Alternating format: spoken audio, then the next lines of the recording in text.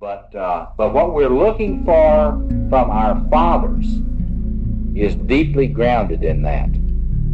And a really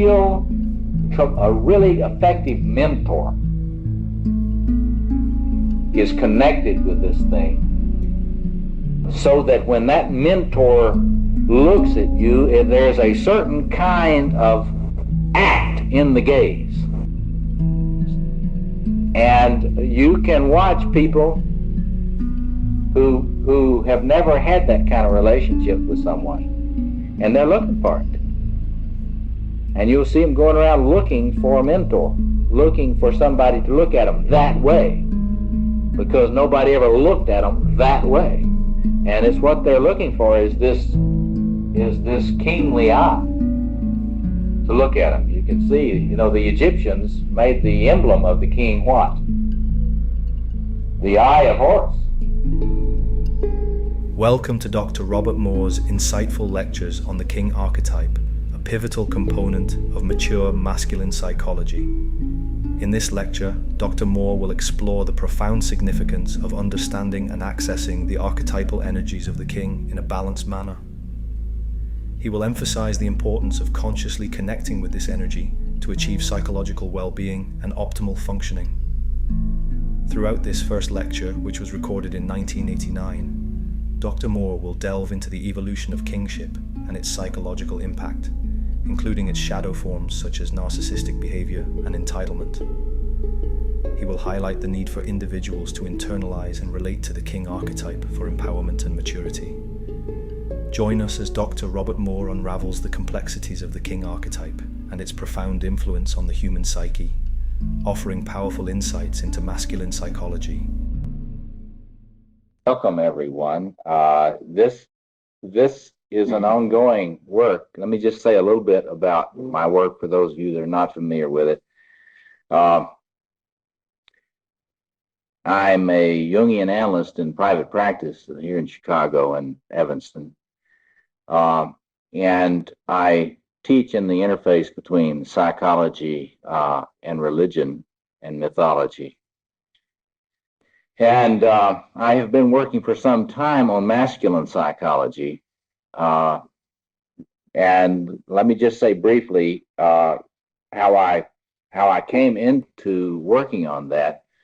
I didn't really start out to write 5 books in masculine psychology. I really was doing some psychological studies of the occult, trying to do some work on psychology of occultism because of people, some of my analysts that I was working with had been involved in the occult. So when I got into that, I started studying the archetype of initiation and the magician.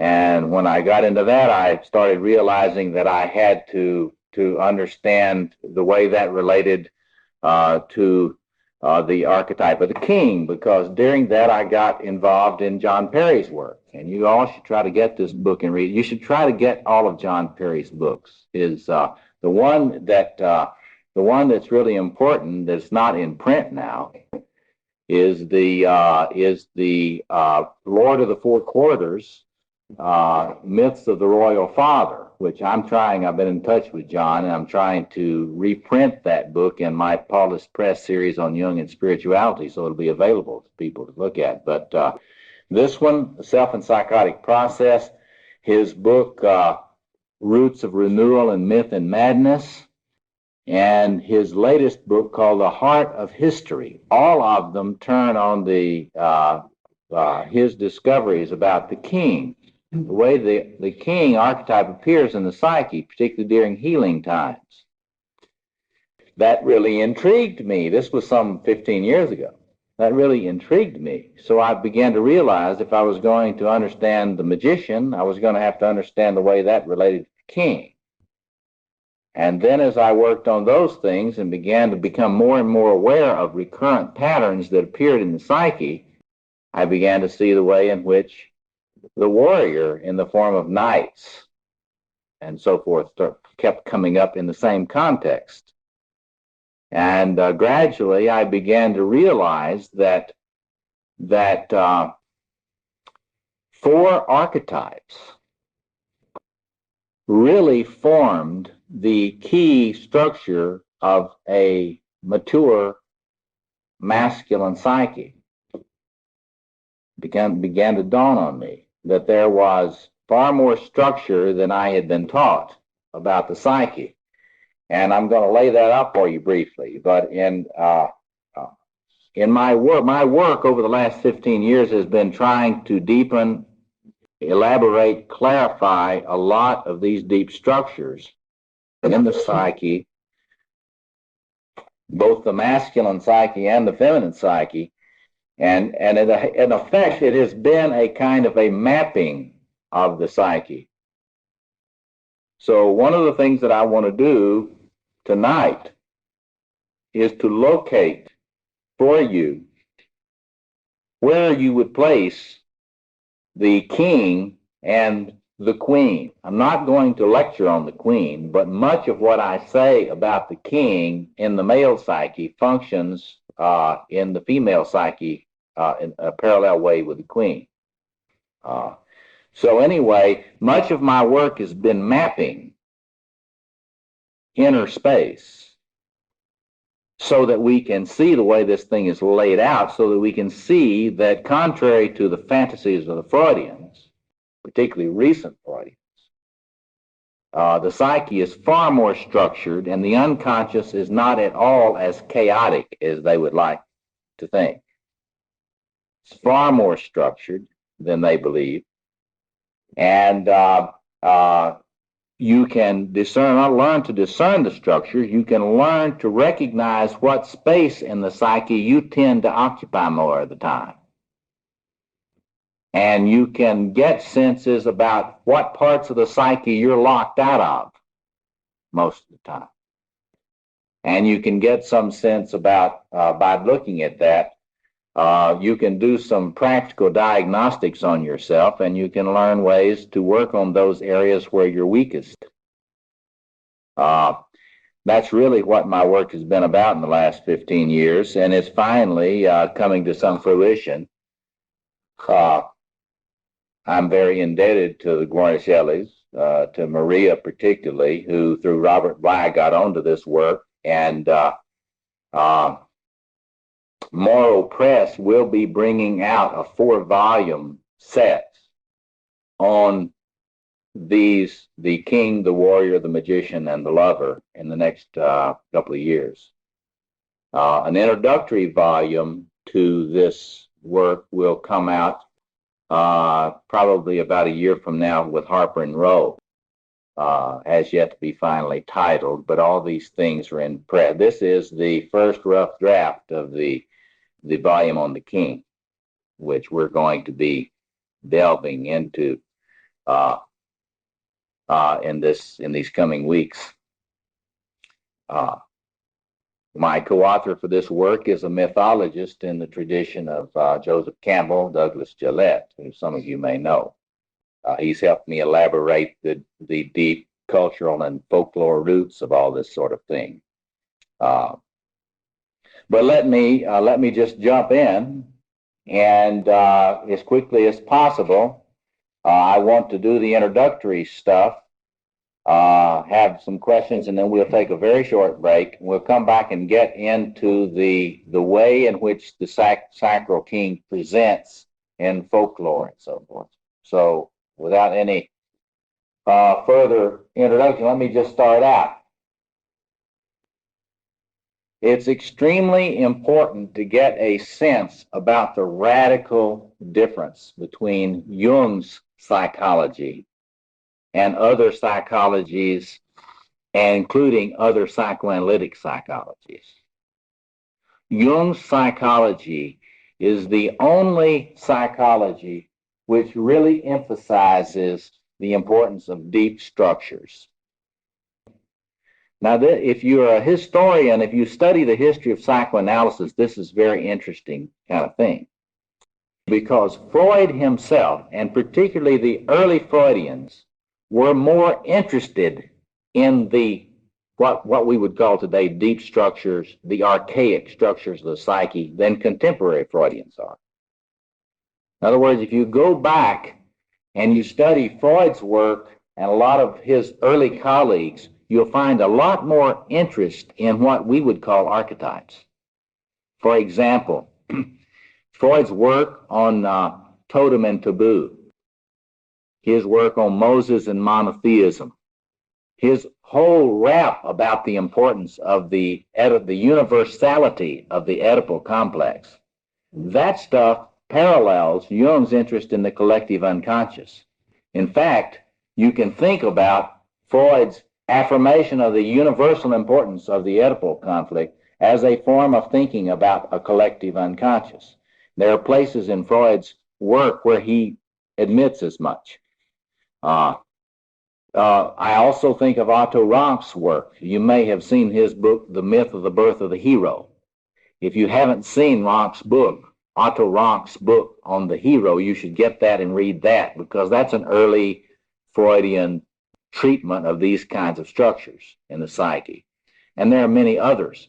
But with the development of psychoanalysis, particularly in America, it got more and more oriented toward what we call today ego psychology. And they got less and less interested in, quote, archaic structures of the psyche. This has been changing a little bit. For those of you that are not interested in the history of psychoanalysis rap, we'll get off of this in a minute, but I know some of you are. In recent psychoanalytic theory, there's getting more interest in the deep structures again. All of this stuff, we talk about it as object relations theory, contemporary psychoanalytic self-psychology. They are getting more interested once again in looking at the structures that exist in the psyche that are not ego, that are not the structures of the ego. But that still has not anything like the same emphasis as Jung's psychology of the archetypes. I want to make a distinction. Some of you may have heard a lot about archetypal psychology, Hillman's psychology. Hillman is a brilliant man. I often say of James Hillman, he is the most brilliant Adlerian psychologist that I know. Because his attitude toward the unconscious is one which de-emphasizes now deep structures. In a very important way, it's important to understand that archetypal psychology is not a psychology of the archetypes. Jung's psychology was a psychology of archetypes. And that is, if you want to look at the Collected Works, Volume 9, Part 1, on the archetypes and the collective unconscious, you'll see Jung working on particular deep structures in the psyche. And I would recommend that you look at that volume to get a sense of the way Jung approached this type of thing. Jung emphasized that the human psyche below the personal unconscious level was formed with these deep structures which we do call archetypes. If you have never studied that, I recommend the books of Anthony Stevens, particularly Stevens' book, Archetypes, A Natural History of the Self. I think that's what he calls it. Archetypes, A Natural History of the Self.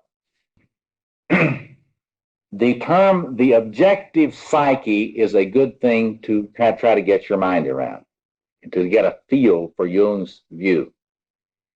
For Jung, the unconscious was something which was objective. It had structures that were not created by your ego.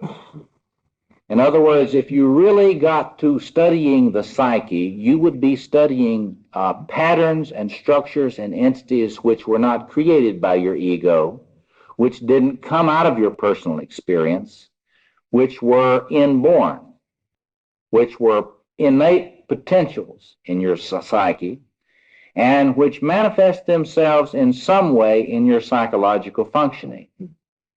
So one of the things we'll be looking at in a very sustained way in these 4 weeks is at one structure that manifests itself in the human psyche and we will be looking at the way in which it has appeared in culture, and we'll be looking at its instinctual potentials, what potentials it represents for the masculine psyche, what qualities, what values, what functional abilities it exists to generate in the psyche. We will be looking at ways in which that goes wrong, particularly in male personality. In other words, we'll be looking at a psychopathology of the king in its expressions. We will be looking at ways to try to heal that, and that will be the way we'll be structuring our approach. So let me now turn to try to locate for you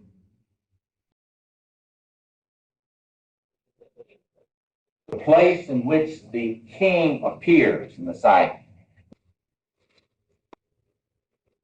There are, according to my understanding, there are four, and you can get these tapes which I lay out these four archetypes of masculinity. You will see, and I'd like for us to think about these four spaces that emerge in the psyche. You can put the king and the queen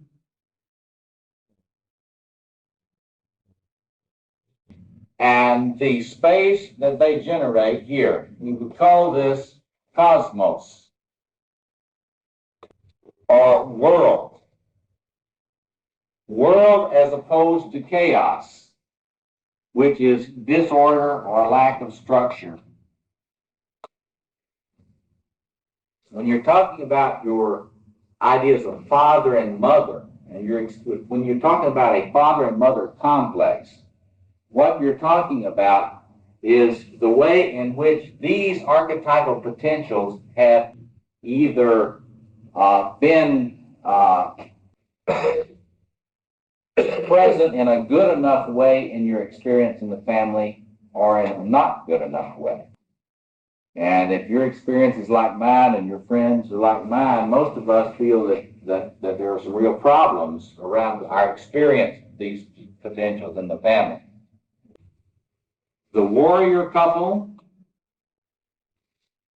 I laid all this stuff out in a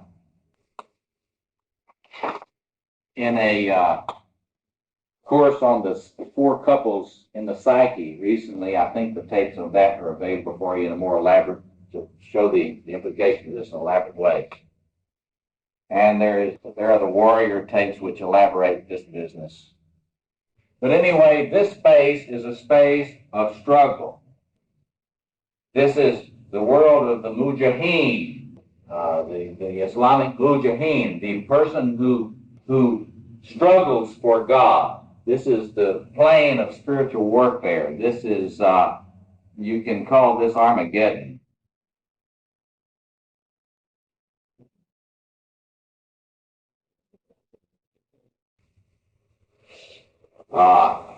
There's always an experience of this that generates an enemy.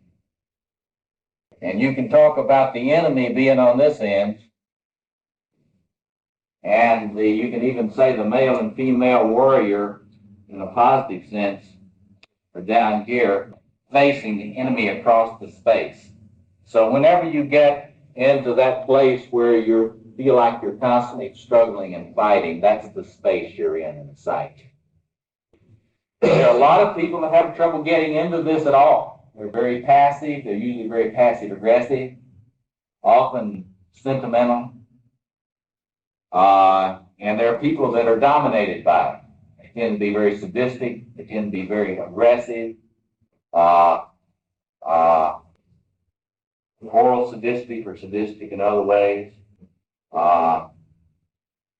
So you can manifest this by its absence or its presence. The magus or magician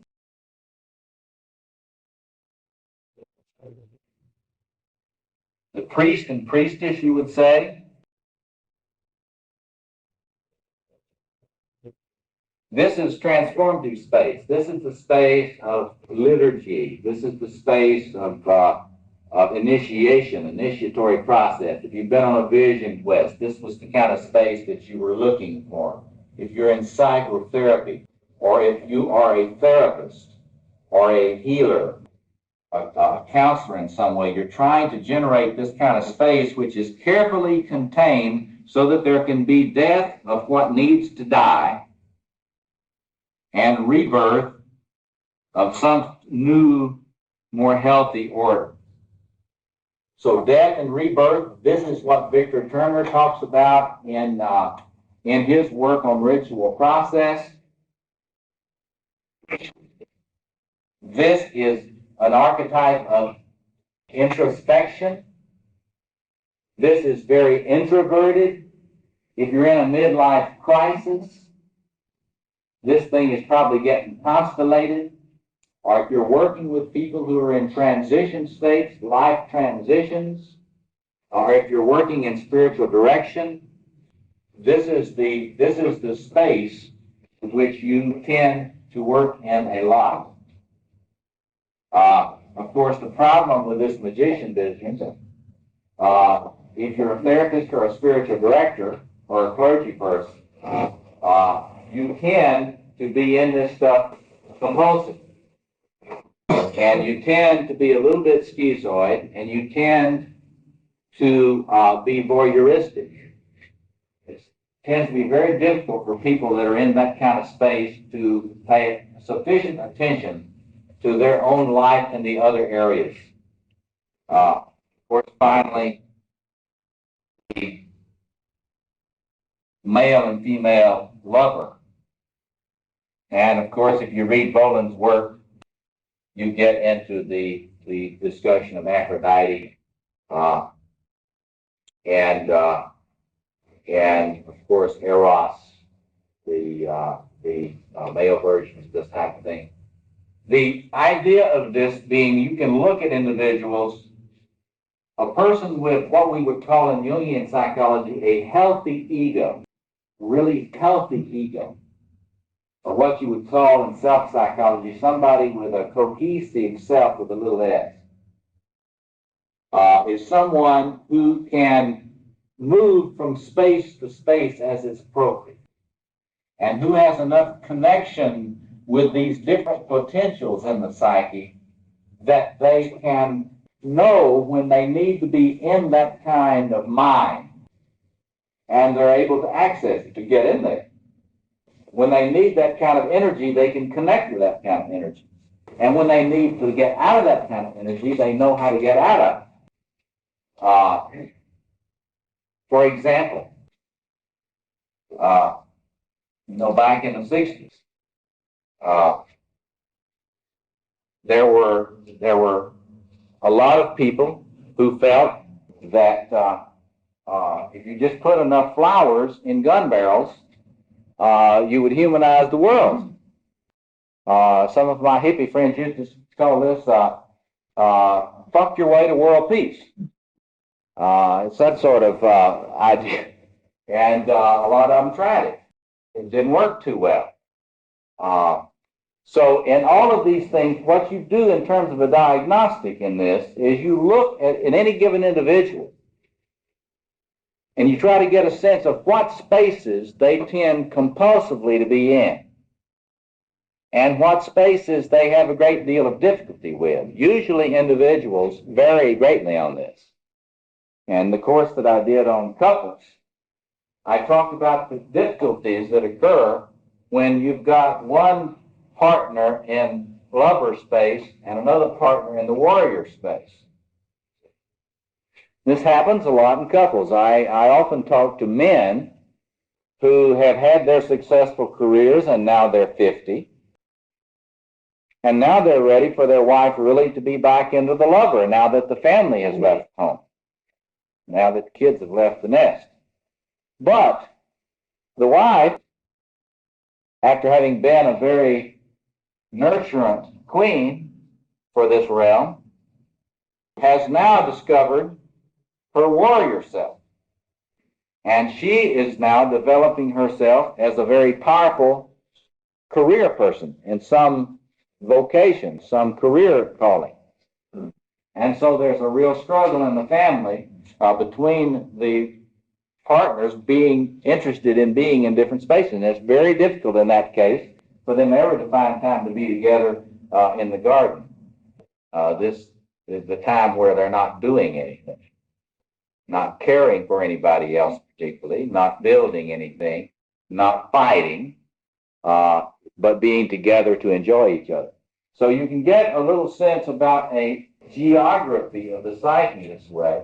What we're interested in is elaborating the specific purposes and potentials of this space. So what I want us to do during our time together is to think about the unique potentials and problems of the space of the king in this case, and you can extrapolate a lot of this to work with on the side of the queen. Now, let me stop there and let you ask me any questions before I go on into working with the king itself. Yes? Mention the word constellated. Yeah, that's a word Jungians often use, the word he's asking, what about the word constellate? That is to say, these patterns are patterns in the deep structures of the psyche, but they may not be patterns which are having much influence on your conscious approach to the world and to life. So, in other words, if your connection with the king is not constellated in such a way that your ego consciousness can be aware of it and draw on it, then you will not be able to manifest in a conscious way many of these potentials and energies that are in the king. Or, for example, if you're trying to write a book, and basically you're just really a lovely, nice guy, and you just love everybody, and you try to be kind to everybody and sweet to everybody, and you're basically kind of living your life out of the lover, it's going to be very hard for you to get enough of the warrior energy constellated so that your ego can access it, so that you can do what is necessary to write that first draft. And that's the kind of use of the word constellate. To constellate in this context is simply to make it accessible. It's not that it is not already a pattern in the psyche. It is there in the psyche as a pattern. But the problem with the human ego, as Jung understood, is that the ego is a very partial thing, and it tends to split, and it tends to be more organized around one structure than others, or two structures than others. And so what we want to do is to look at the kind of potential that this particular configuration makes possible. Other comments or questions before we go? Yeah. The next question was inaudible, but Dr. Moore summarizes it before answering. Yeah, I think it's going to be a long time. She's asking a question about the relationship between the traditional Jungian typology, of thinking type, feeling type, so forth, to this. I don't think there's a one-to-one relationship, and I think it's worth thinking about and reflecting on. And for example, some things seem clear. That is to say, the magician, the archetype of the magus, seems to be highly related to intuition, the intuition function. But it's also related to the thinking function. So it's not clear that it's simply the intuitive function to me. It's quite clear that it's also related to the thinking function. I mean, Einstein is a good example of someone that's very into the archetype of the magician. Physicists are heavily, expressions of that. So the problem is that that's a very interesting research problem, and one that one could research empirically, I assume. It would not be that hard, I think, to research a lot of these things empirically and do a study of typology in relationship to dominant archetypal configuration. In fact, I think some of you who have a good background in research psychology, it would be quite easy, I think, to quantify some research tools to study this stuff. I think it would be, in fact, it would be very much in Jung's own tradition to do just that. But the reason it's confusing is that that's, as far as I'm concerned, that's a frontier for empirical research, a question of the relationship between typology and this. It doesn't necessarily go. Other comments, question for you? Yes. I think that like last character each is store archetypes, and you're not suggesting that these are four nature one, that would be the comments of female side goes relevant. I think that what you do, see what in my work, what I think that you have to do is to look at the germ in Jung's thought of the importance of the conjunctio, the mysterium conjunctionis, the royal couple in alchemy. And Jung talked about that a lot. And if you look, there's a lot of indications that the archetypal self, with a capital S in Jung, clearly is imaged in the conjunctio. Marion Woodman sees that. I'm not the only one that's been arguing that. Marion Woodman sees that, has argued that clearly. It's quite clear that the archetypal self is a royal couple.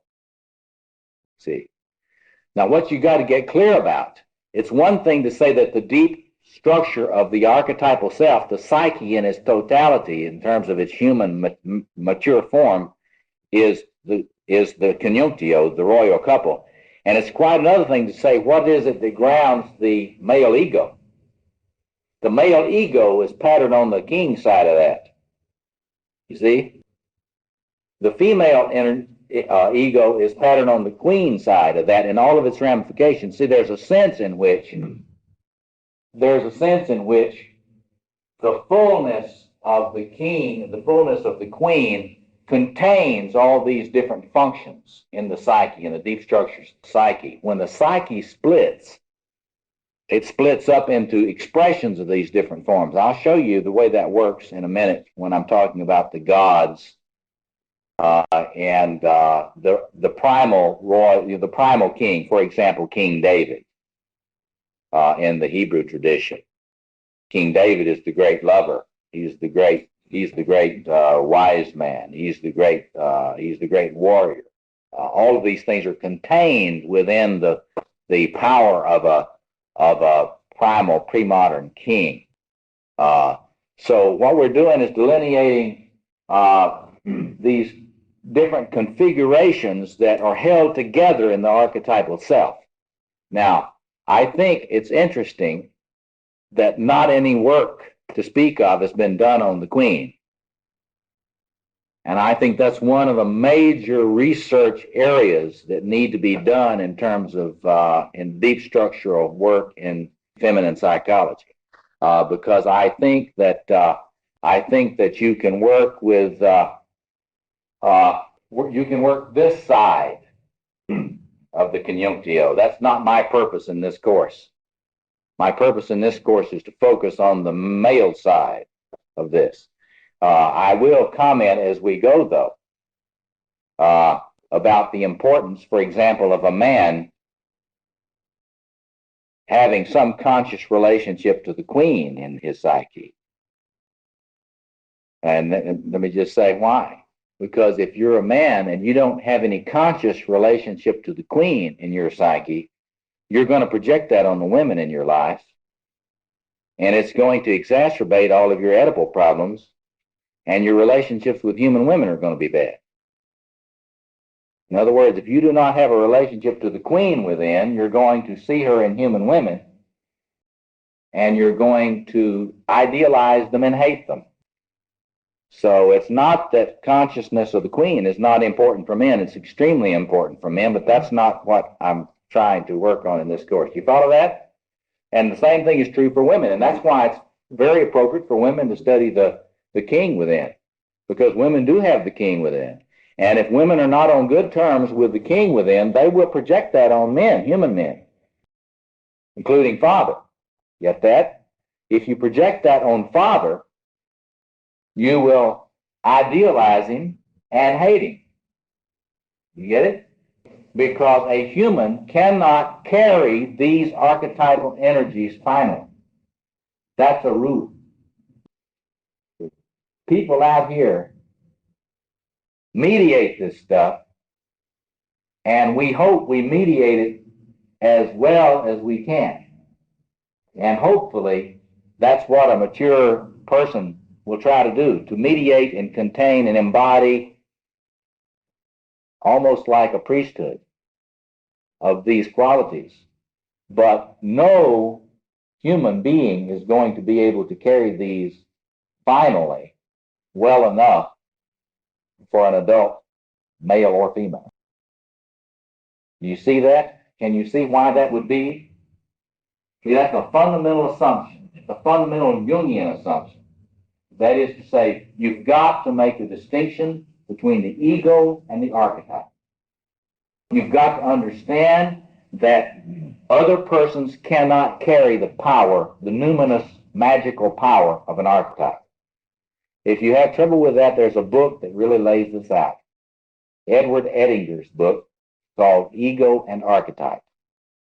It is a tremendously helpful study of the importance of the connection and the disidentification between the ego and the archetype. Yes? Would you repeat this name? Edinger.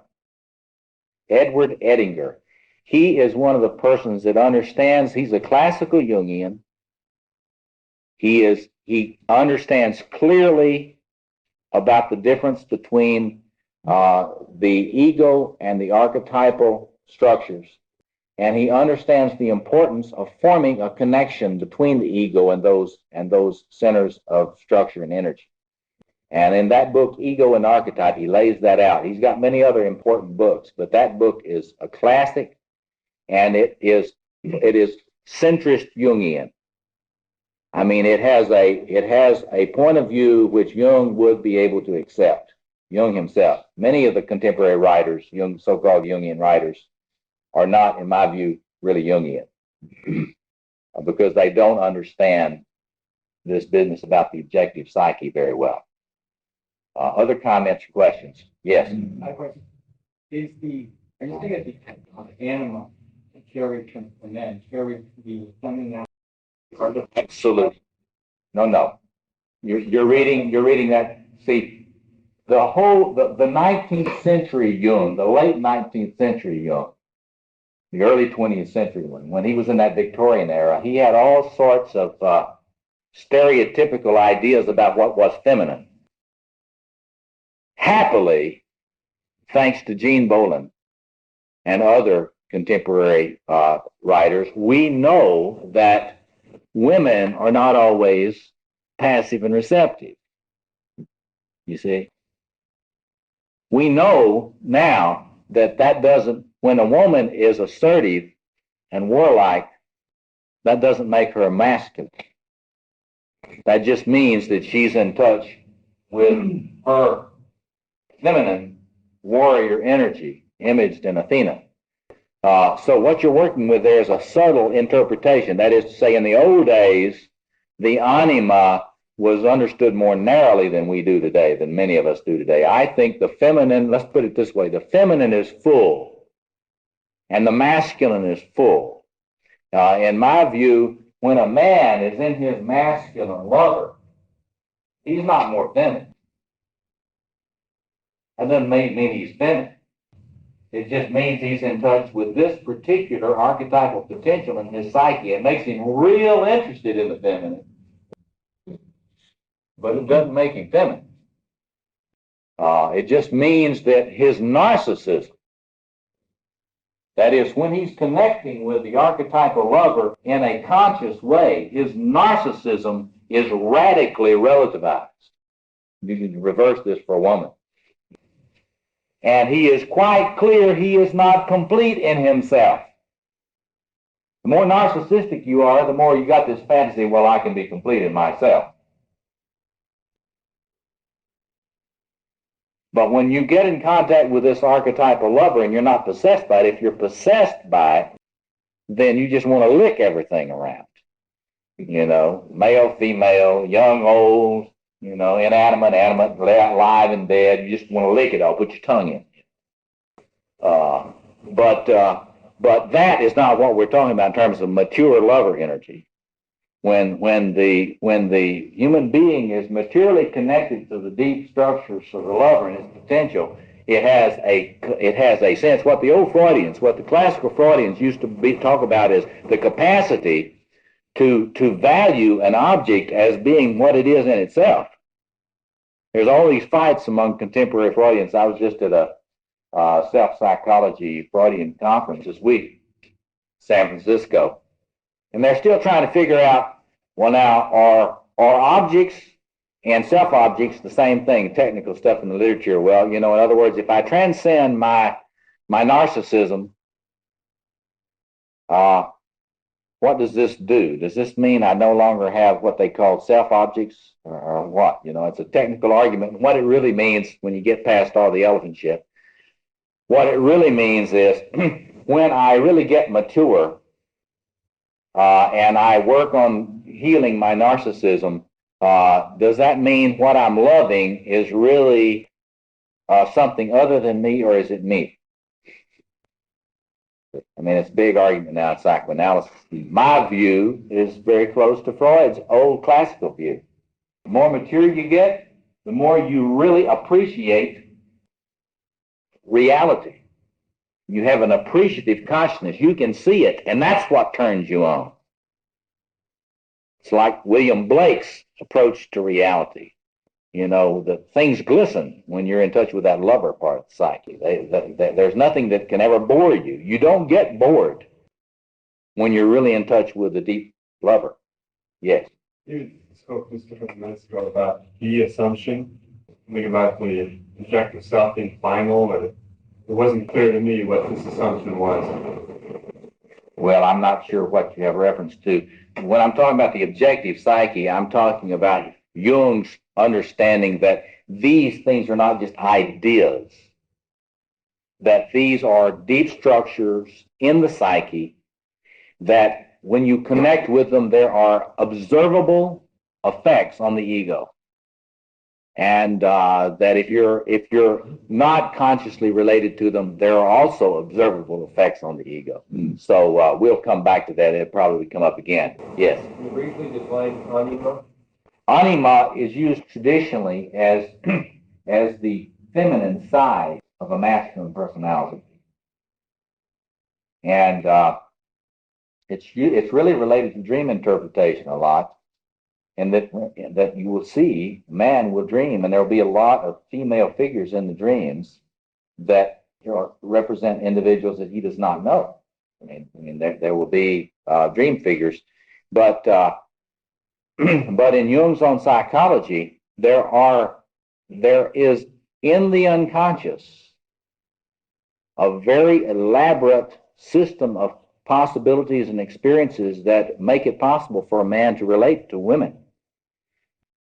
And one of the things you can think about, if you're a man and you're not very well related to these aspects of the feminine in yourself, you won't be able to relate to them in women out there. You see this a lot. I work with a lot of men who will, like one young man said to me recently, in one of these conferences, he came up to me after one of the lectures, he said, tell me what to do. I've got to go deal with a warrior queen when I get home.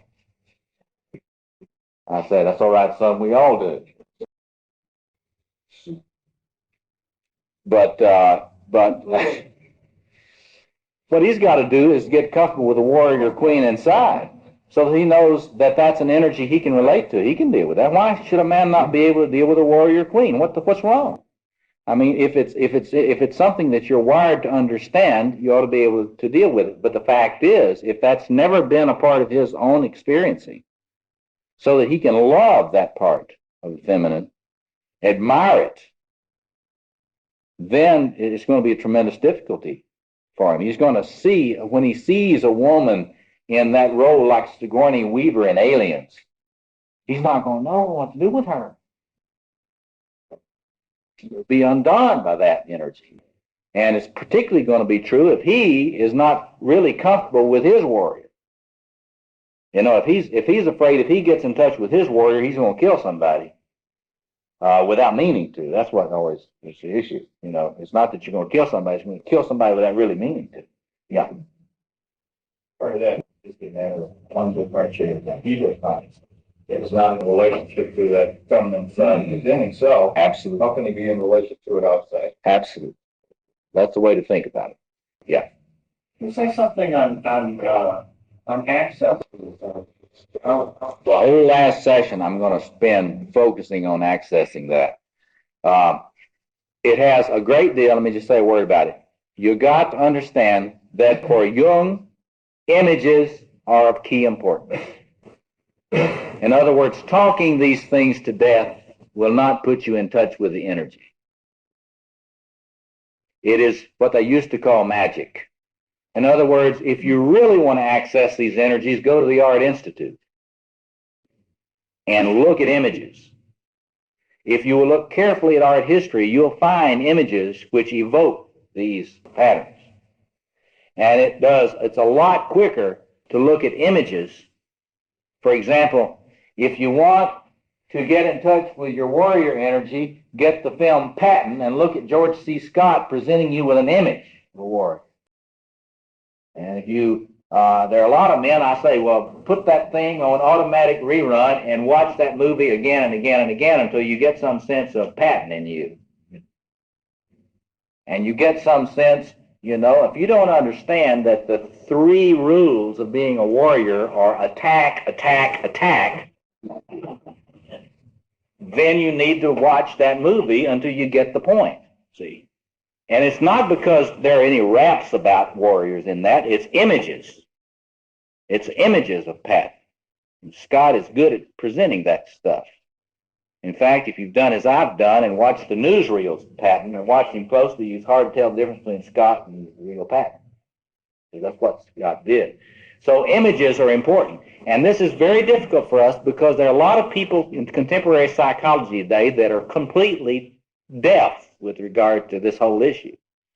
They don't have a sense about the power of image. And it's amazing that's gotten lost because for most of human history, you know, 99, 44, 100% of human history, they knew that you worked with imagos, that it was images that were powerful.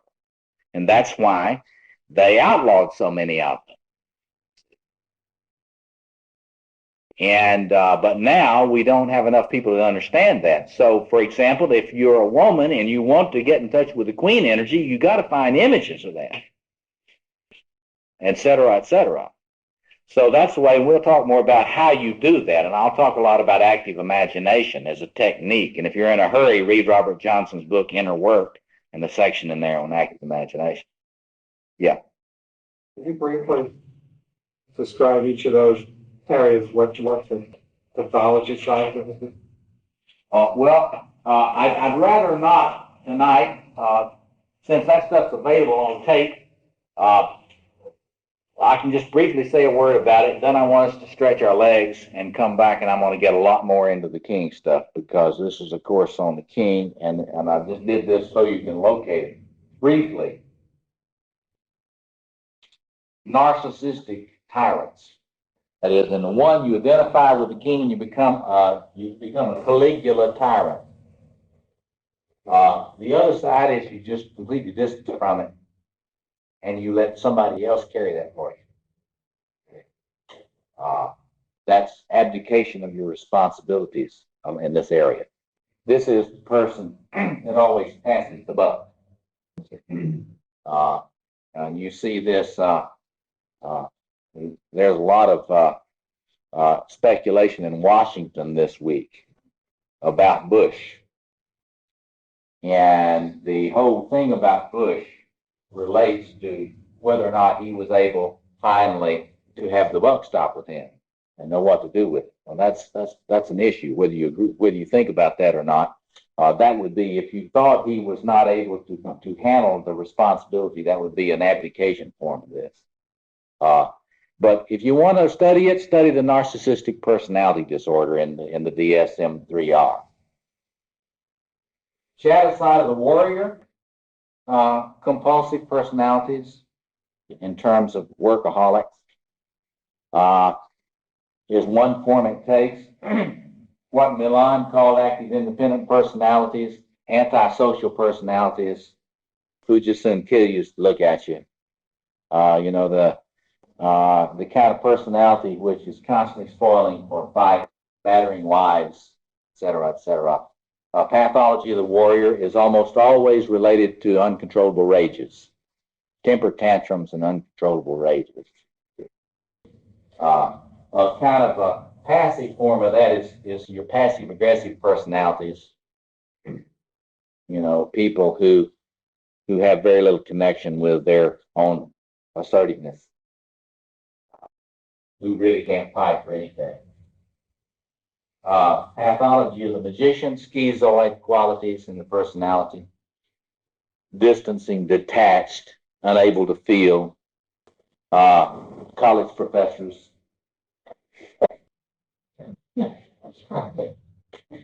Professors tend to be into the shadow side of this thing, you know. I mean, we can study it, we can talk about it, you know, we can lecture on it, but when it comes to doing anything, we're suspicious anybody does anything. And what we do in philosophy and literary criticism, we become deconstructionists. Because we can criticize everybody that ever constructed anything, and we can deconstruct everything. But in terms of ever building anything or really taking a stance that we will argue for and construct, it's very different. I only half jest on that. Pathology, lover, addictions.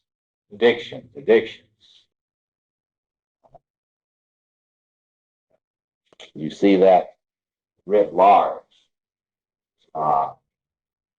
Every kind of addiction, from alcoholism, drug addiction, sexual addictions, all that sort of thing. It's all pathologies of the lover, and St. Augustine thought of it in the 4th century. And we could go on. That's all laid out in my tapes on these 4 things. And you can do, one of my projects I hope to work on before too long is get a bunch of people to work on particular diagnostic categories and showing the way in which these archetypal configurations underlie different patterns in your diagnostic and statistical manuals. But we don't have time. Other comments before we stretch our legs? Questions? Yeah. In this lot that you have, in this, I think you have 4 spaces. Is it appropriate, let's say, that in one of those spaces, to reach your energy in the other place? It's essential. Yeah, okay. If your ego is functioning, you can almost think about it this way. You know, if you're a psychotherapist, you tend to have a lot of problem about having too much of this. You know, if you're a psychotherapist or a psychologist, if it moves, you tend to interpret. You don't lick it. I mean, you know, if you're a psychotherapist, you don't lick it unless you regress. You know, and you know, all of a sudden your neglected lover grabs you. But if you're a psychotherapist, you tend to interpret everything. And there's some of us that are so proud of that. And, you know, we like to think about ourselves as diagnosticians, you know, and we look, you know, we look at everything and we say, now, is this a borderline with so-and-so qualities, or is this a so-and-so qualities with borderline feature? You know, I mean, but you see, that's the psychotherapist. Most people don't interpret anything like enough. They're out of touch with this thing. And so there's a way in which you could even think that the more mature you get enough of this magician stuff so that your inner Merlin can say to you, in effect, what you're saying. It says, hey, buddy, it's time for you to get out of this space now. I mean, you have been at work 72 hours, you know, so forth. It's time for you to get some sleep.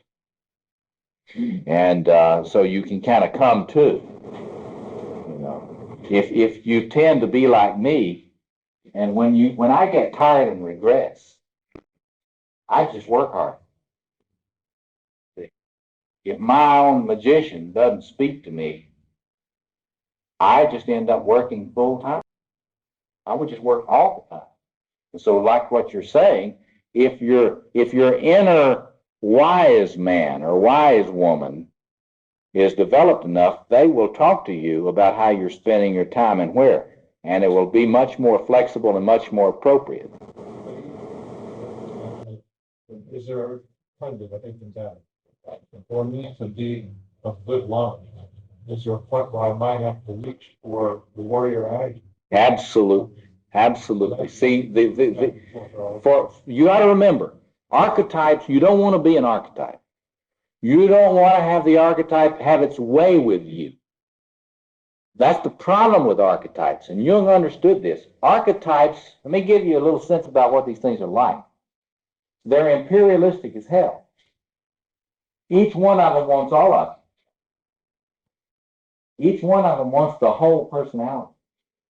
Each one of them, this is where Gene Bowden is right, they act like gods in the pre-modern era. They want to possess you.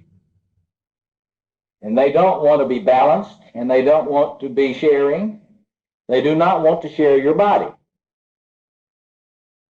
You got it?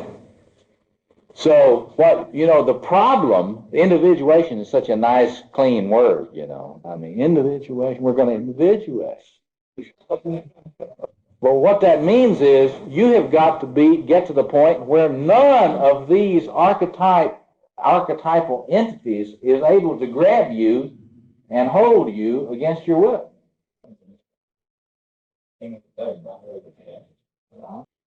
You've got to be able to take a stand against all these things and yet not lose them. The problem is what we do, and Edinger points this out, what we tend to do is if an energy scares us, we try to forget we got it. Or if it's an energy that's disappointed us, we try to get away from it.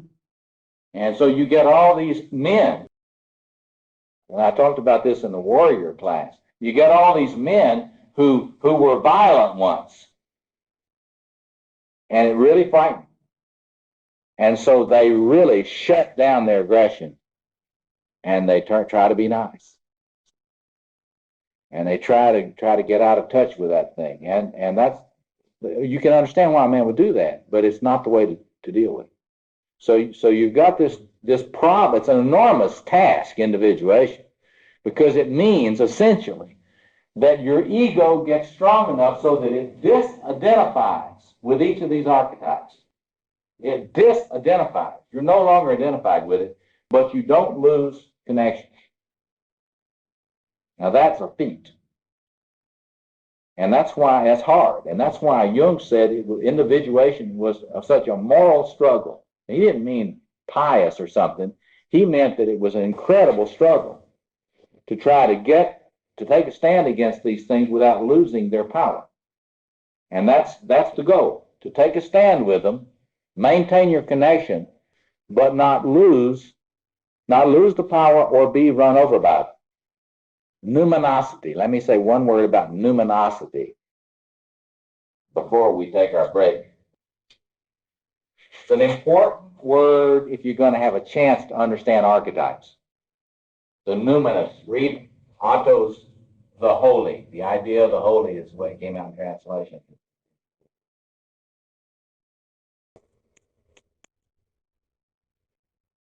All archetypes functioning in the psyche, in their archetypal essence, are numinous. That is to say, they are loaded with power. When you connect with something archetypal, you know you connected with it because the energy is so powerful and it's frightening. That's why if you want to really get a sense of the history of encounters with the archetypal energies, you have to study pre-modern culture. When people still were encountering that and really working on dealing with it directly.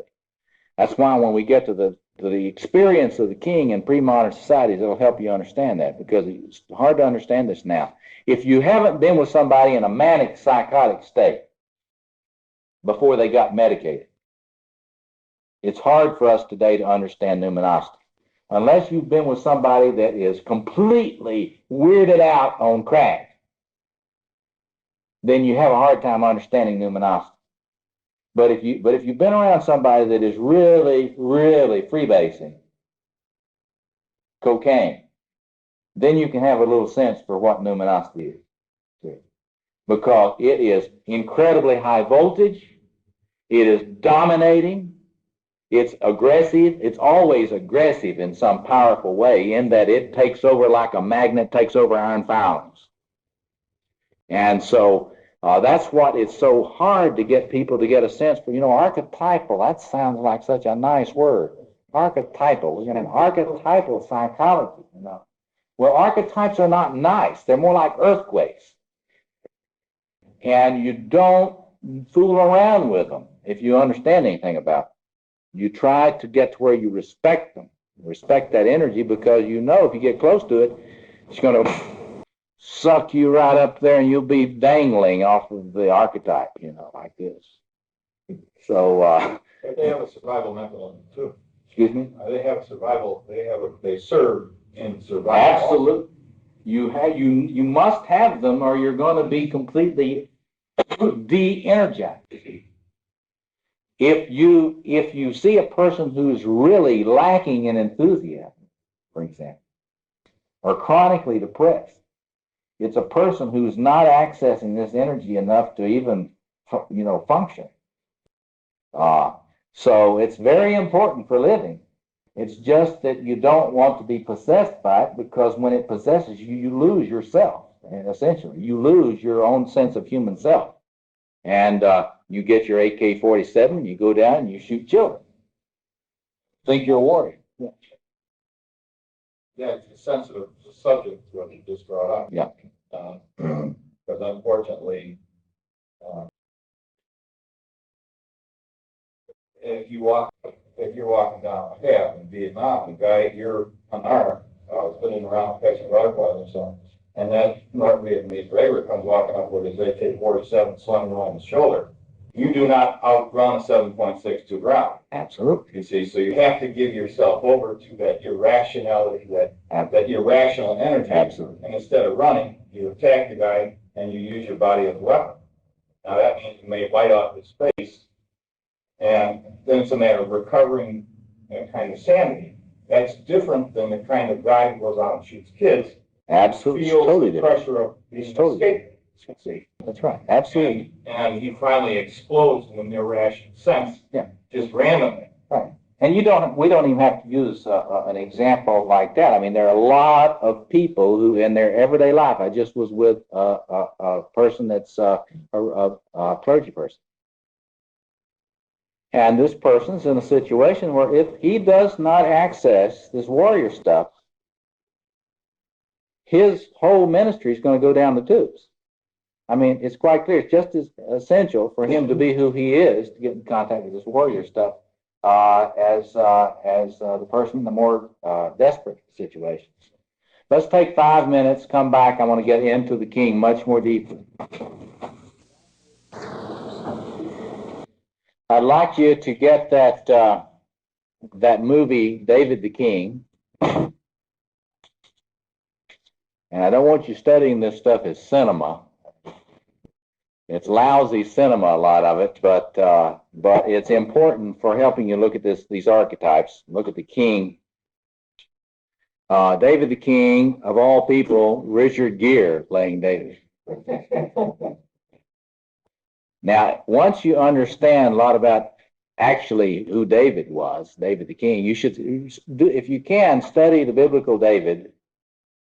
He's a good person to study for this, because in a way he shows all of the strengths and weaknesses of this archetype. And if you study his relationship with Saul, you really get the full shot, because you really get the both sides of the king stuff.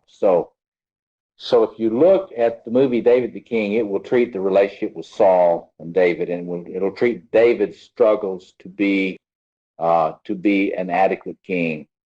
And it will be very useful to you to just look at and see this. Later tonight, I will be talking about the specific qualities of Hebrew kingship as opposed to other forms. So that's one. The other one, I'm serious about this. I want you to get the movie Camelot. And again, don't look at it as cinema. Just look at it for archetypal structures.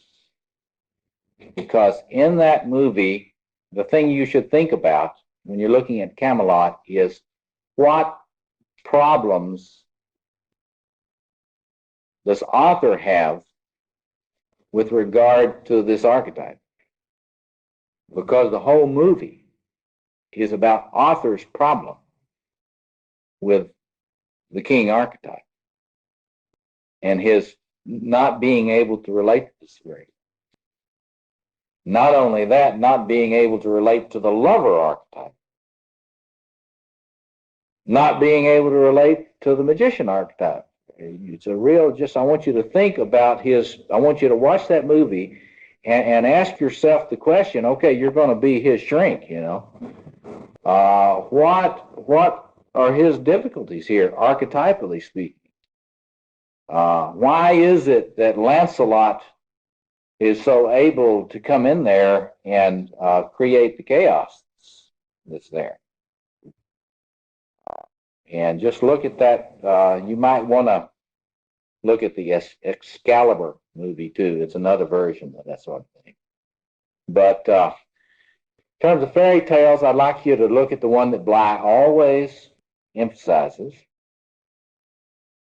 He calls sometimes Iron John. It's Iron Hans in the Grimms. And look particularly in that at the king imagery in that fairy tale.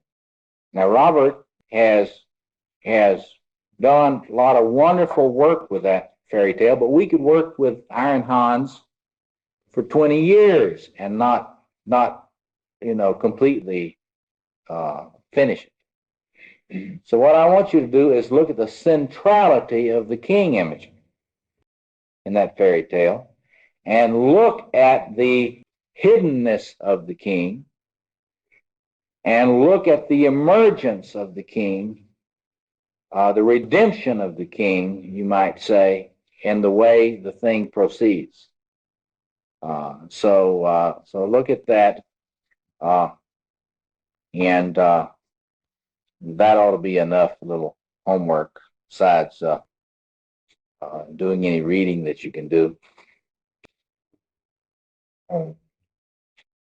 Okay.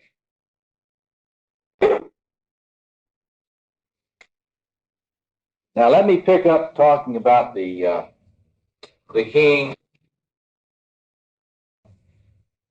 by prefacing it by saying there's no such thing as a secular king. You have to understand that kingship is a sacred phenomenon. There was this article in the New York Times recently, and they were talking about the cult of the royal family in England. And this writer was trying to speculate on why is it that you've got all this energy relating to the royal family in England when it's such a joke. See, they talk about all the little paraphernalia that's being sold about the royal family, and everybody gossips about the royal family and all that sort of thing. If the writer, he did not, but if he had had any sense at all about archetypes and the objective psyche, then he would not have been so completely helpless in the face of this phenomenon and trying to figure it out. He was totally helpless. It's in the last week, I think 2 weeks ago in the New York Times, reviewing a book on the royal family. That's because even in a secularized modern Britain, they cannot completely get away from the power of the images of the royal family generating these responses in the psyche. These are involuntary responses. When you're presented with the images of the king and queen, they are psychotropic. They are psychoactive. They put us back in touch with what it used to be like before modernization and secularization, before we lost the sense for this. Kingship always is sacral. It's sacred. It has to do with numinosity, that powerful energy that I was talking about earlier. You see this most clearly when you study the oldest forms of kingship. That is, as history progresses, the numinosity of kingship gets less and less and less and less until you end up with contemporary kings and queens. This book by Frankfurt, Kingship and the Gods, if you're seriously interested in studying this, and until John Perry's book gets back into print, The Lord of the Four Quarters, you want to look at this because it traces the history of this. We can start out with the more primitive forms of kingship. I recommend that you study Egyptian kingship and early forms of African kingship. I mean, there's an enormous literature on this. You would not know there's such an enormous literature that exists on this. I have about a 90-page bibliography, 90 pages of bibliography on kingship. So there's an enormous amount of material that we have on this. It's just that people don't realize that it is a fertile field for understanding these deep structures. And so when you get into it, you begin to learn these structures of kingship. Egyptian kingship. In Egyptian kingship, you can see that in the early times, the king is still identified as a god. See, there are stages. You might even say there's something like the 3 discernible stages. In the earliest forms, the king is clearly divine. In other words, the king is not a servant of God.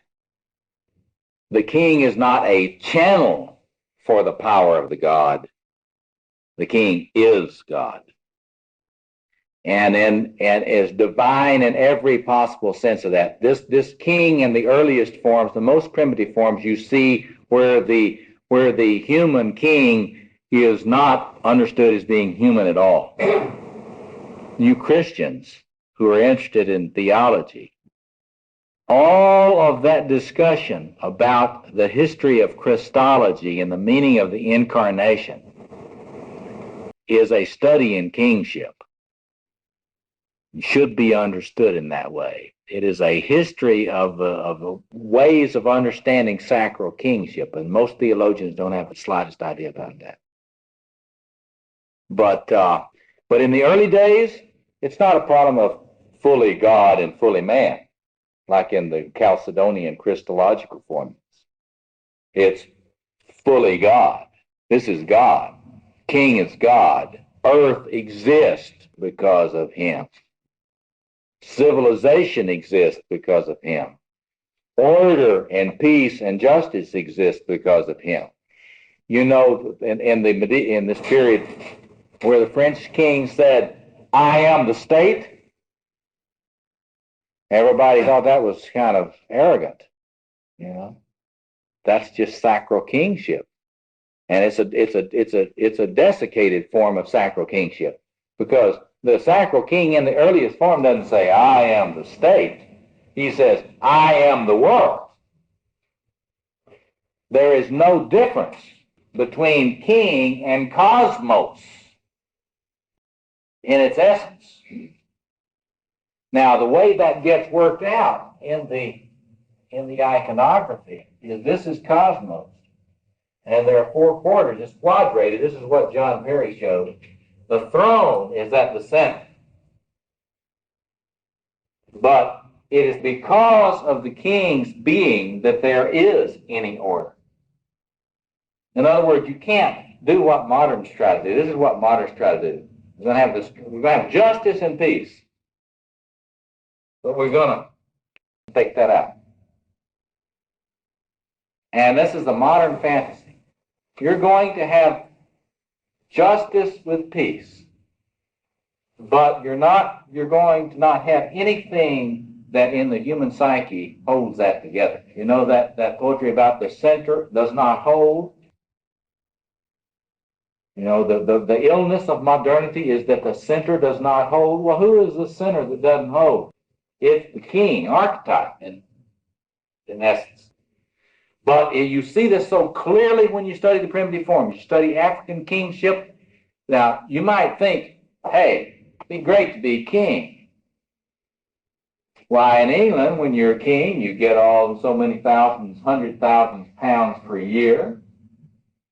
You get to go around and ride the horse, you know, and get all the newspapers telling about your sexual failures and all these sorts of things. But what they don't understand when they're thinking about the benefits of kingship is that in the oldest forms, it was not liberating. It was totally imprisoning to be the king.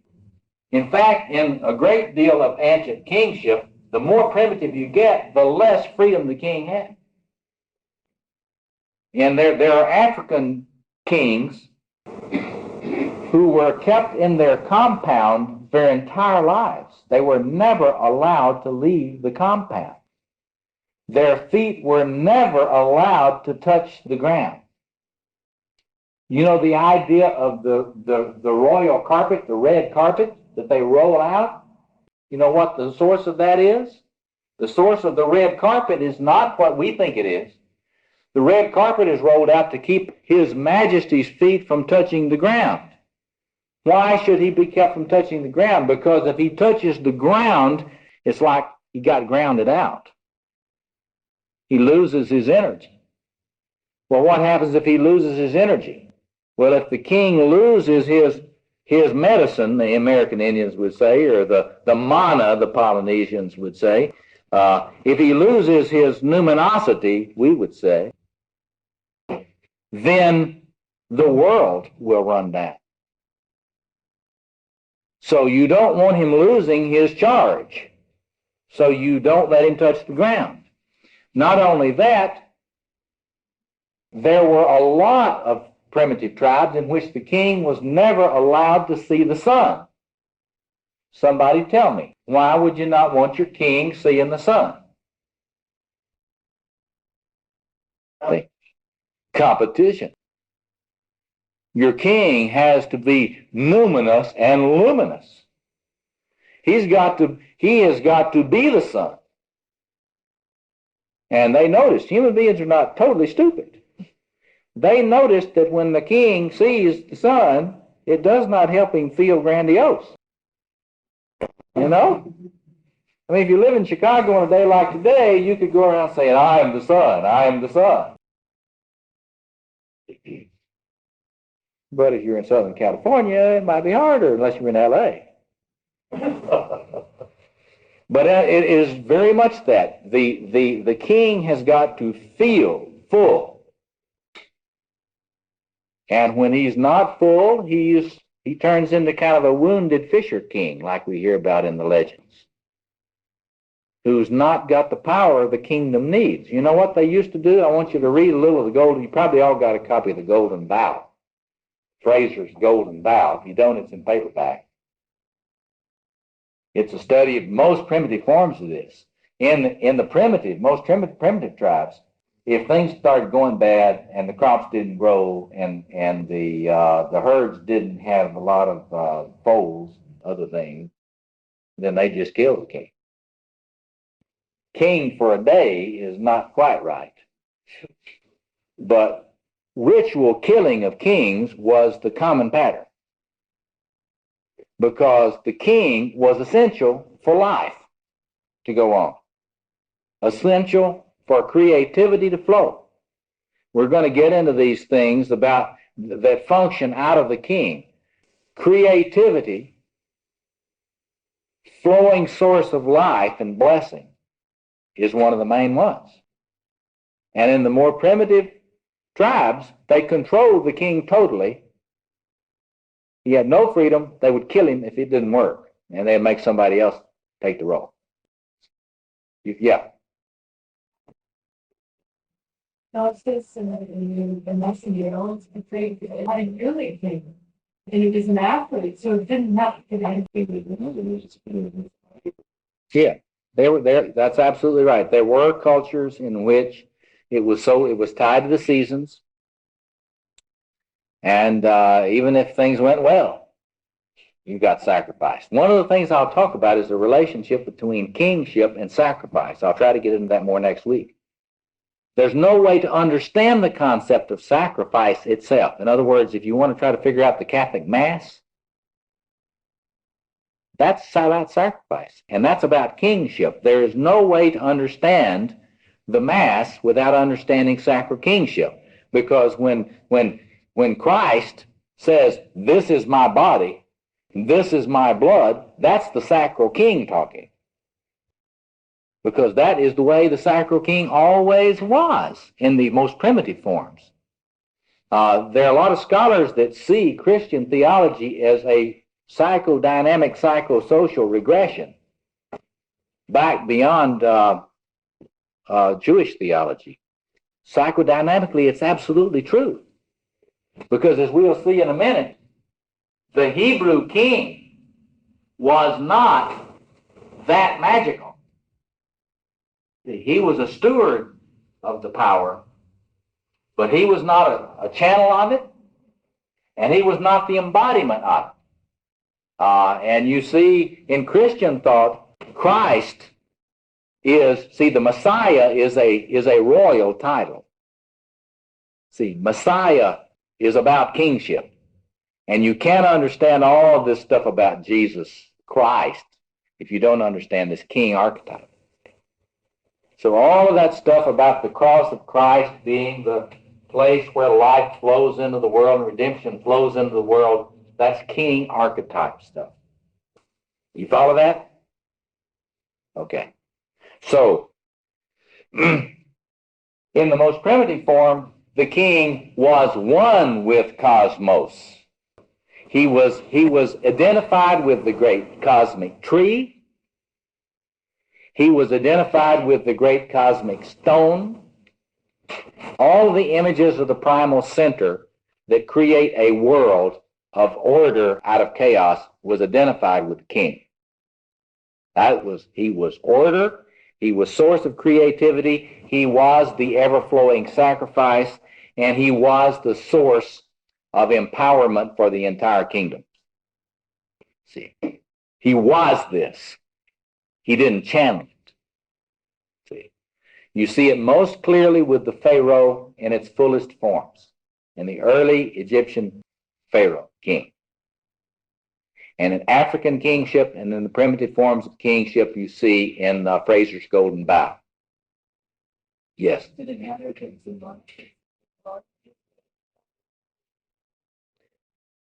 Monotheism, see, that's an interesting study, and you can get into that when you're looking at the changes in attitudes toward kingship which occur with, for example, Akhenaten in Egypt, and with the rise of Mesopotamian kingship, which we'll get to in a minute, and Hebrew kingship. It's very different. See, because it's like these primitive forms of kingship are much, much more primitive than any concepts of monotheism at all, because it is much more primal. You're talking about a being right here that is the king, that is all these qualities, and you're not into any kind of theological discussion about this.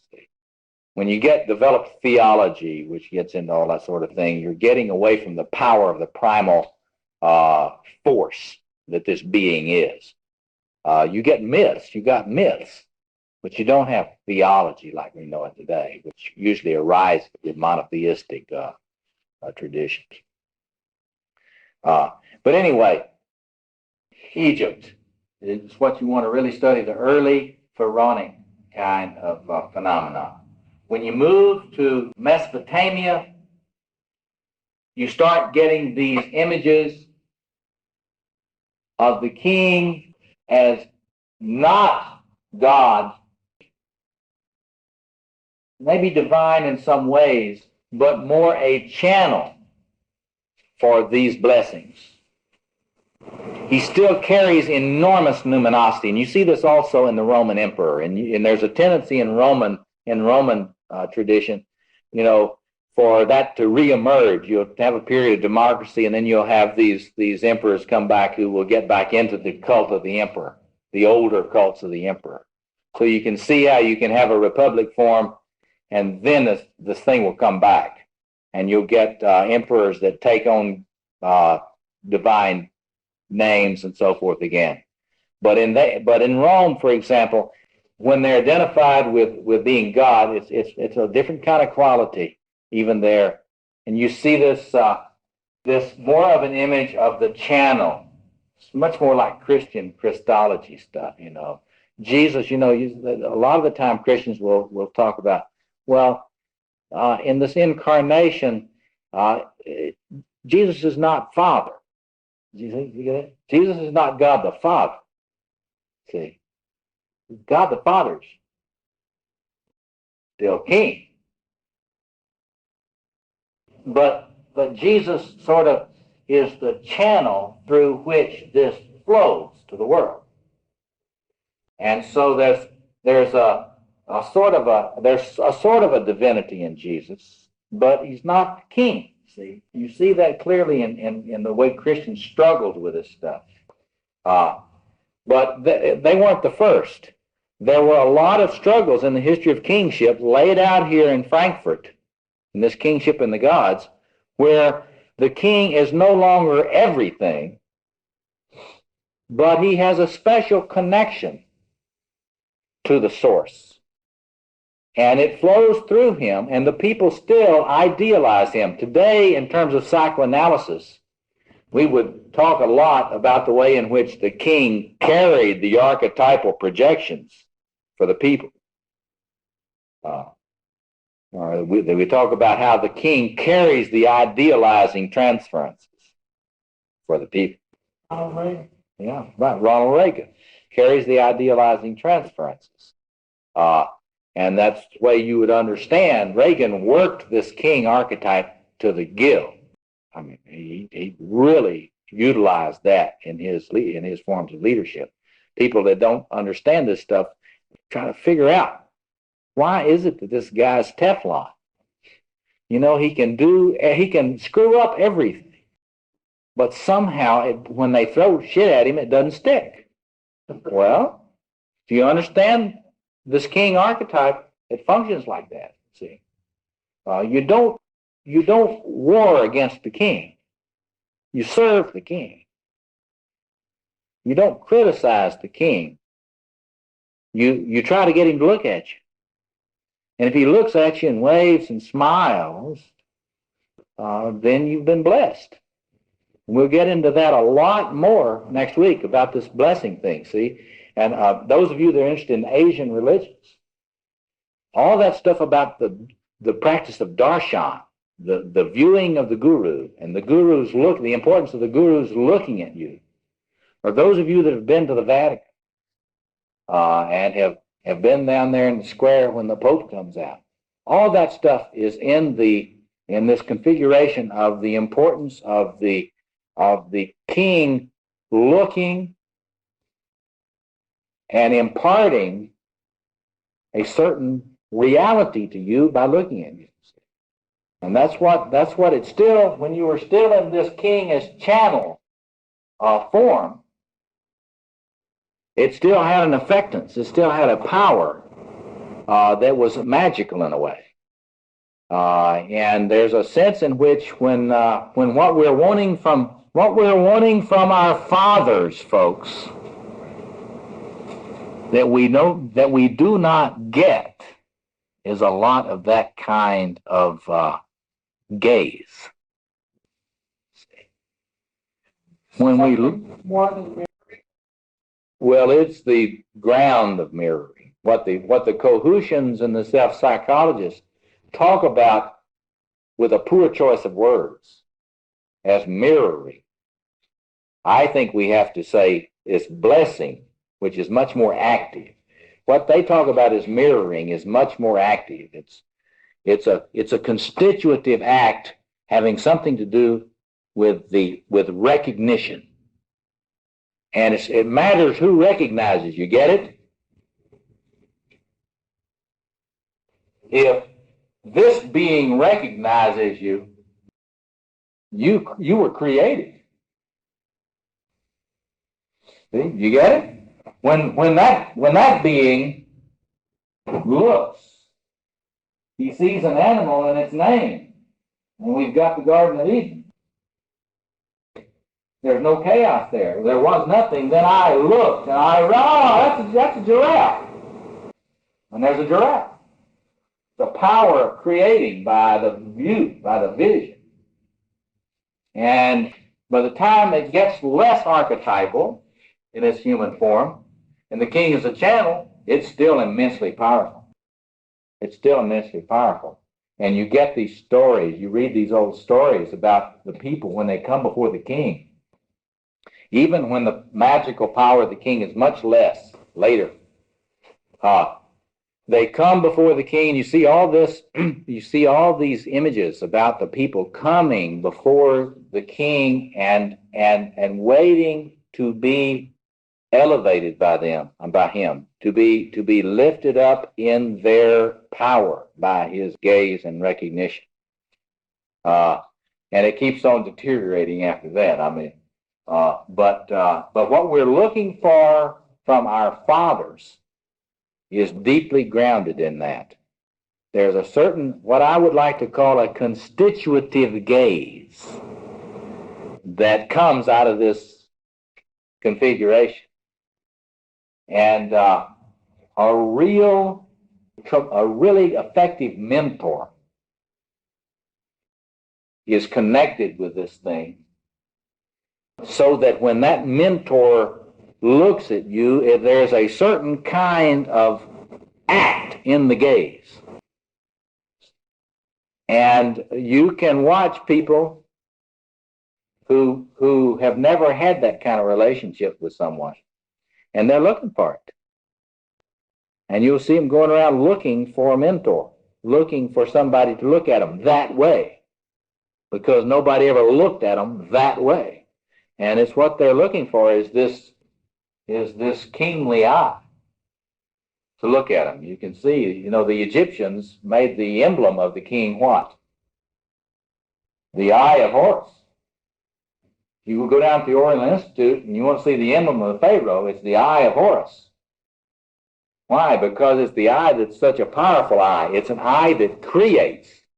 If it sees you, you're more real than before you were seen by it. See? That's an incredibly important thing to understand.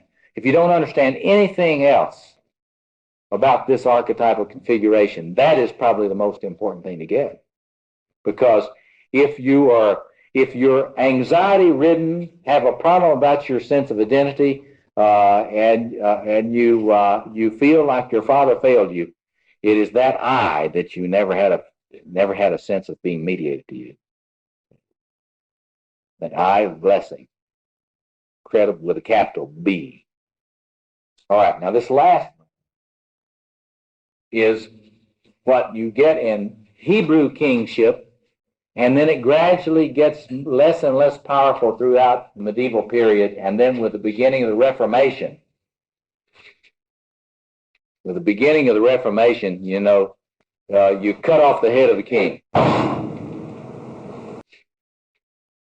If you got to think about the significance of beheading the king. You got to try to get an understanding about what happened when you chopped off the head of the king, wherever it's been done.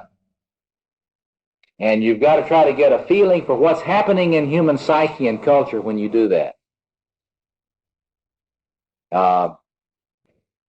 So you get the movement, you get it through the Hebrew kingship, you get gradual decline in the archetypal power of the king through the medieval period, up to the Reformation, and then you start getting the beheading of kings, and then you get the French Revolution. Well, John Perry traces a lot of that. What you've really got, in my view, is an increasing capacity for humans to relate to the king within, and an increasing unwillingness to put that out there, because they've learned that human men make very bad kings. It is. Yes. One has to get to the point that one understands that human men and women must not have the projection of the king and queen.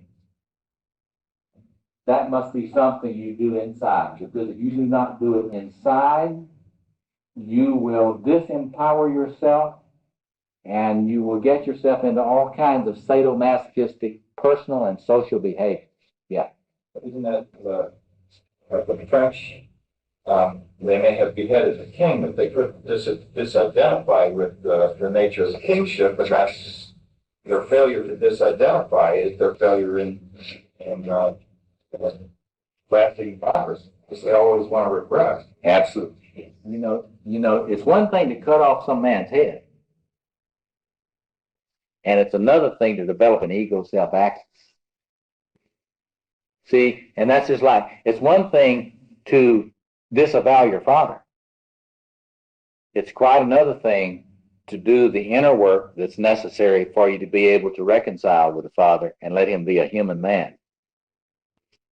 See, because our problems with fathers are that we expect them to carry this archetypal king, and nobody ever carried it for them. So nobody ever helped the father deal with this issue, and he's not empowered to deal with it, so he can't help us with it, and we hate him for it. But where we're left, it's a similar problem in personal life as it is with the French, and that's a good way. Yeah. As you're talking about just the king archetype, I understand when you talk about separately, but I keep seeing the support of the archetypes. For example, David King is not magician. Yeah, absolutely. If we move down, Absolutely. Yeah. Absolutely. When you watch the movie about King David, you'll see what you're talking about. It's like a human person. Here's David struggling in a context in which, the time David formed his kingship, kings had been totally, they had a right to everything. You know, all this worry about, you know, in the Judeo-Christian tradition about David killing Uriah, having Uriah killed, and taking his wife. And a lot of people say, wow, that was really terrible, David. Wow. What they don't understand is that in kingship, in that time, before the time of David, kings had all the women. You know, if you're the king, they're all yours. So the fact that David had got to the point that he could listen to his Merlin named Nathan, criticize him about this, and realize that he's misusing his power. And that it is God, in effect, God is the true king. See, when you get the Hebrew kingship, the true king is Yahweh. And the human king is a steward. And so the human king, when you get to Hebrew kingship, you can see in the rise of Hebrew kingship an incredible move toward the disidentification with the archetype. You see that? Because the Hebrew king, and those of you can study the way this works in terms of studies of the Hebrew Bible, but the Hebrew king is not a law unto himself. He is responsible to Torah. The law stands as something he cannot be above. And when the Hebrew king tries to be above the law, then he will have his retribution. There will be a nemesis that will come against him. That's what the Old Testament, the Hebrew Scriptures make this very clear time and again. It's a tremendously important moment in human history. And again, John Perry lays this out. Okay, so there is a movement throughout history. In the earliest times, you get the most purely archetypal. The king is everything in himself. And some of the forms, it is so potent that he's like a nuclear reactor. And you have to shield him from the people in a way you shield a nuclear reactor core. Gradually, he becomes less identified with the God. And there is a heavenly King Shiva, and you get the king on earth as a channel. And then later you get the rise of Hebrew kingship and forms like that, in which in European medieval kingship, Christian kingship was like this too. The king is not this numinous thing so much himself as he is the deputy, the vicar, the steward of this power. Now what you should see in that, and John Perry is right, you see a gradual formation of the human ego and a capacity to disidentify with this archetype. What we see today in Poland and in China and other places around the world is a gradual continuation of an unwillingness to project this thing out. There is an increasing internalization. The hope for the human race is that increasingly men and women, but I agree with the feminists, men tend to be more the problem on this. I mean, we're the ones that love the firepower. So men have to let this thing come within, and taking it off of the man out there, bringing it within. But what comes with that? What comes with the buck also comes the responsibility. The stewardship of those energies and those responsibilities. And that is the task of our time. And for the first time in human history, through Jung's psychology, we have a clear expression of the dynamics of the way this works. We have a way of looking at history and the way in which the power of this king has gone from projection out here increasingly into a mature personality here. As it comes in, there's a formation of an inner relationship with this reality. The more immature you are, the more you will project it. The more mature you are, the more you will relate to it as a incredibly powerful structure within you.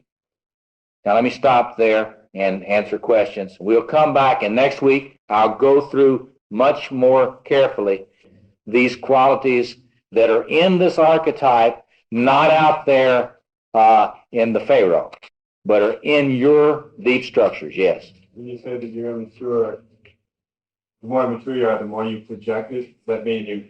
The more immature you are, the more you project it. In other words... Explain, elaborate on that. Okay. When you're a child, your father or some male in your environment carries that projection of this king. What a lot of people talk about as the father imago and all that stuff is not the father imago, it's the king. People have got to learn. Most Jungians do not know the difference. Most Jungians will talk about a father archetype. In my view, there is no father archetype. The king is the archetype. Human fathers are human beings. They're not archetypes. Fathers are not archetypes. This structure is the archetypal configuration that needs to be mediated as good enough to the child. But it is a numinous archetypal quality that a human male can never adequately carry. Should not, any mature male knows that other males at various stages of development may need to have him hold that for them for a while. But any mature man, and you study tribes, you can study maturity and masculine initiation throughout the world. Mature men, most of them existed before modernity, but mature men have always known that they hold that quality until the young man can begin to relate to it, begin to embody it more for himself. It's very interesting. It is in the pre-modern world that you see the most cooperation among men, not in the modern world. In the modern world, because we don't understand this business, we either project the king. I'm either going to kiss your certain aspects of your anatomy are expected to just mine. I mean, that's the way it works with men in the modern world.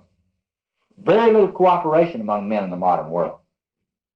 In the pre-modern world, among the Native Americans, among the African tribes, among the European pre-modern tribes, there was a great deal of cooperation between men. Because they did not have this totally unregulated archetypal projection going on. They either had a chieftain that carried it a lot, or they had other rituals to deal with these energies. Yeah. But I think that's because there was less ambiguity to who carried that model. We make persons in the modern world, and the Montagnard, it's a very primitive tribal group. They made men and they made women, not persons. I don't see it as being a masculine problem in a modern world as much as I see it as a feminine problem in producing male persons rather than men. Well, it's a problem for both. Because when we lost in modernity with modernization, when we lost the capacity to think about initiation processes, then we lost the capacity to think about what a mature woman would be or what a mature man would be. Right. And when you don't think maturity as opposed to childhood, what you get is what's on TV. Just go home tonight and look at TV. And you'll see what you get when you lose a sense of any kind of understanding of what maturity is. And you lose that when you lose a sense of initiation. And so these potentials that used to be regulated ritually in pre-modern tribes, maybe not in a way you or I would like, but they understood they had to regulate it. Today we don't do that well. What we've got to do is to help people reconnect with these things and to find rituals and context in which they can relate to these energies without being possessed by them. It's a tall order, but that's the task. In other words, if you're going, let me just close with this, and then we can chat with it. But if you're going to find that kind of center of energy, of creativity, of order, that has embodied in it a concern for justice, peace with justice. All that peace with justice talk, it is grounded deep in this king and queen configuration. You cut off the head, the king and queen, archetypally speaking, you're not going to get any peace with justice. You will not get any peace with justice when you do not have a connection with these things. Because what you're going to have is warriors that have no one to serve. They become mercenaries. The minute you chop off the head of the king and the queen, what you get is mercenaries. You do not have true warriors. Because it is that deep center royal couple that contain the deep connection for just peace in the human psyche. If you understand this, then you get a little bit of understanding about why we have Kiana now.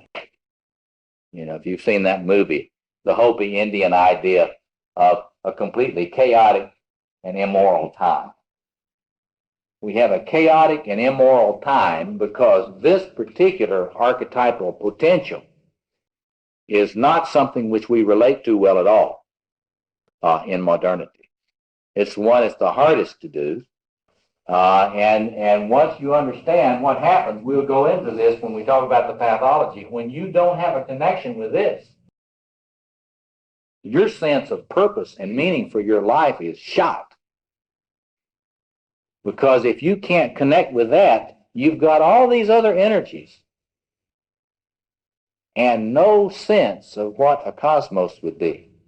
In other words, you've got all this loving energy, you've got all this interest in knowledge, you've got all this firepower, and you have absolutely nobody's given you a program in your computer for a world. There is no sense of world. And so what do you get in modernity? You get what we've got today. How many people do you know that give a damn about the world? that really are interested in channeling this energy into creating a civilization, planetary civilization. It's very hard to find anybody that's deadly serious about planetary civilization on any front. It's hard to find religious leaders that give a damn, really, about what's happening to the children in the city of Chicago. See? Because they can't. There's no vision. There's no vision of a world, cosmos, as opposed to chaos. We just assume chaos is normative. See? Think of how many people you know that just sort of assume that it has to be this way. And when you ask them about that, they just think, don't you understand this is just the way it is? That comes from being cut off from these deep structures. When you're plugged in to those deep structures, you can think cosmos. Now, there are some people that can do that. There are a bunch of eco-freak rainbow warriors out there who are serious about the planet. Some of them, there are people that risk their lives for the planet now, and not just for some particular party, not just for some particular ideology.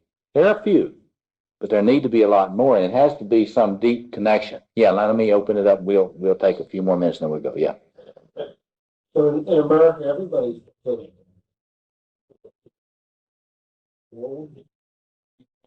You must know different Americans than I know. Unless you're talking about narcissistic personality disorders, and if you're talking about shadow kings, I know a lot of folks that are narcissistic personality disorders. What do you mean?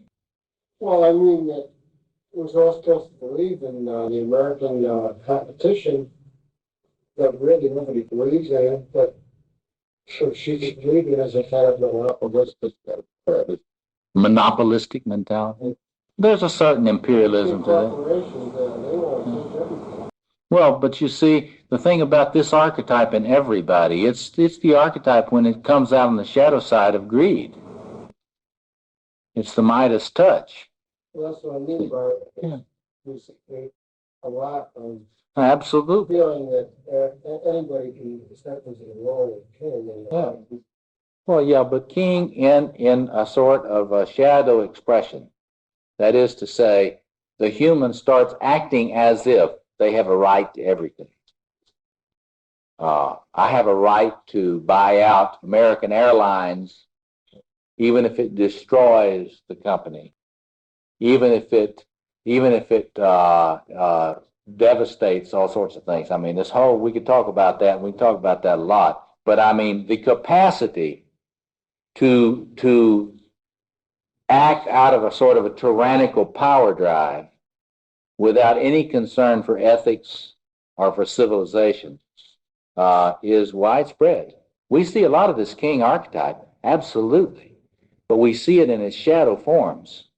We see it in its forms where people identify with it in this narcissistic way that you're talking about. Yeah. But that serves wholeness.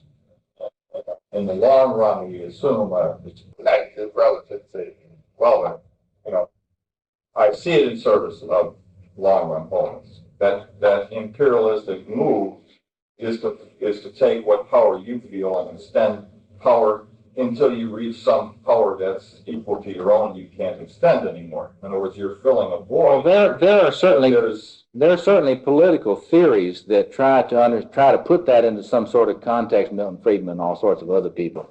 But what I'm talking about in terms of this is a psychological factor. I mean, it depends on the individual person. I mean, there could be somebody whose ideology was such that they could come up with some defense of all sorts of forms of economic organization. What I'm talking about is the personality who feels, as in the description in the DSM-3, entitles to everything and has no capacity to love, no capacity to feel, no capacity to think of the other as an independent center of initiative that deserves respect, so forth and so on. So that's a different thing. I'm talking about the psychology. I don't want to get into wraps on the political theories, yeah. But you're saying a lot of things that relate to the infantile grandiosity. Absolutely. You can be, the important thing to realize, though, and this is where the Freudians could stand a little study of Jungian materials. You can be infantilely grandiose in each of these. They tend to identify the narcissistic personality disorder with this kind of form it takes. But when you really get into the way infantile grandiosity works, when you identify with the archetypes, yeah, they express themselves in any of these forms. The one we're concerned about is the one in which the individual starts identifying with this or projecting it, completely shunning it. You find more people. In fact, it's more interesting to deal with somebody that thinks they're the king. It's less boring.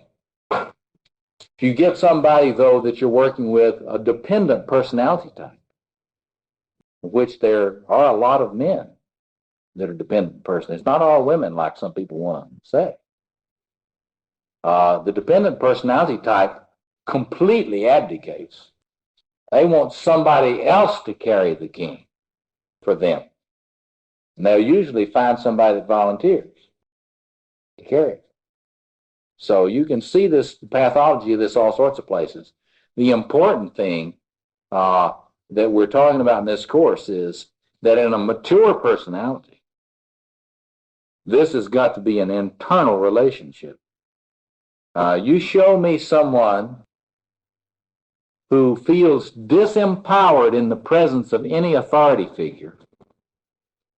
I'll show you somebody that has not developed an ego-self-axis relationship with this archetype. In other words, if when you go in to talk to your boss or to your deans or so forth and so on, and you feel your power disappearing when you go in the room, it is because of an unconscious projection of this thing. And the only way to cure it is to have such a powerful internal connection with it that when you're with somebody that happens to have some social authority, you do not find yourself unconsciously being disempowered in their presence. See?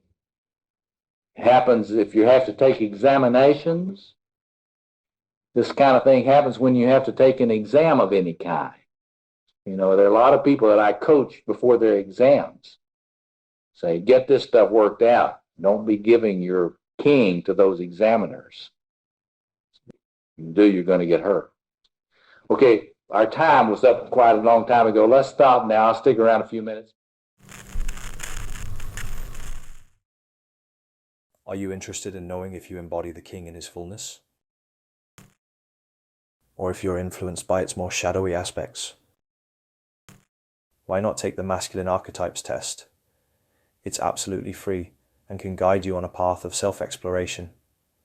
By gaining a deeper understanding of your personal masculine energies, you'll discover your strengths and identify areas where you can grow. Take the masculine test today at masculinetest.com.